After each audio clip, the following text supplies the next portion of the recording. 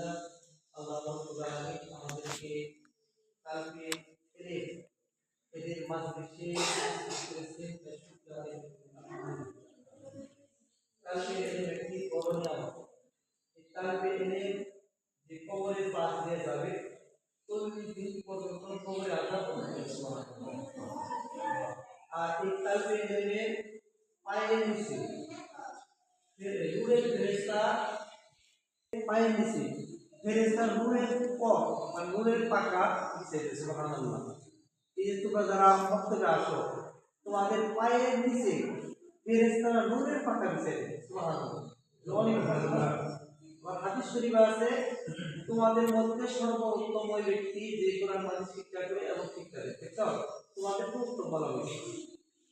আর যারা এই পরিচালনা করে তারা উত্তম, যারা পড়ায় উত্তম, যারা এখানে পরিচালনা কমিটি সার্বিক সহযোগিতা করে তারা সবাই উত্তমের আকারে উত্তমের আকারে করে এরাও যদি তোমাদেরকে না পাঠাইতো তাহলে কি এই যে এখানে আসতে পারতাম।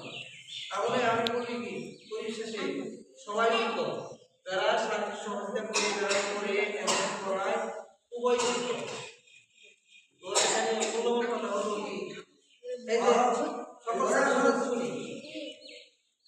সবাই শুনি আমরা যে তোমরা যারা ভর্তি হয়েছ 2025 সালের জন্য এই এক বছরের পরে কোরআন নিতে হবে তোমাদের জন্য, কিন্তু আবার 26 সাল তোমাদের ভর্তি করা চলবে না। ঠিক আছে, এই 25 সালের মধ্যে এক বছর পড়ছে আয়দা থেকে নিয়ে সিবারা থেকে নিয়ে কোরআন শেষ করতে হবে।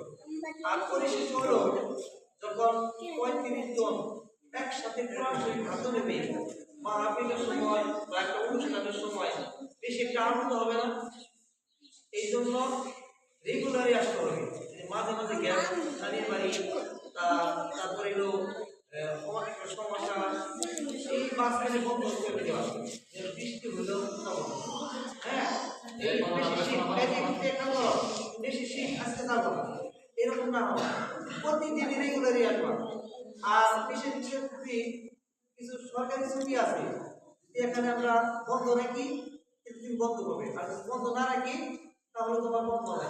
ঠিক আছে, পরীক্ষা চলতেছে, ঠিক আছে, তুমি আয়সা পুরানের সবক দিয়ে চলে যাও, তোমাকে রাখা হবে পুরাটা দিয়ে চলে গেল।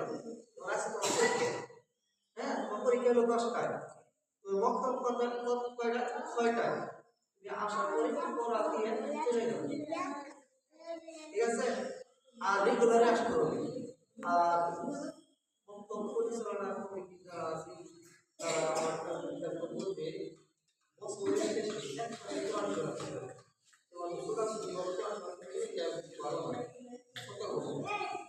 আর আমরা চেষ্টা করবো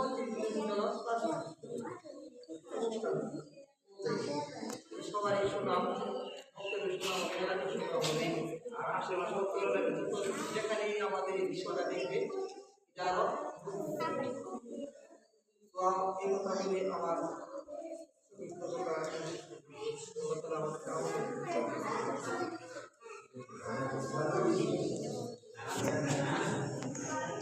অনেক লোক আছে, ঠিক আছে, নিয়মিত আসো প্রত্যেকের পড়া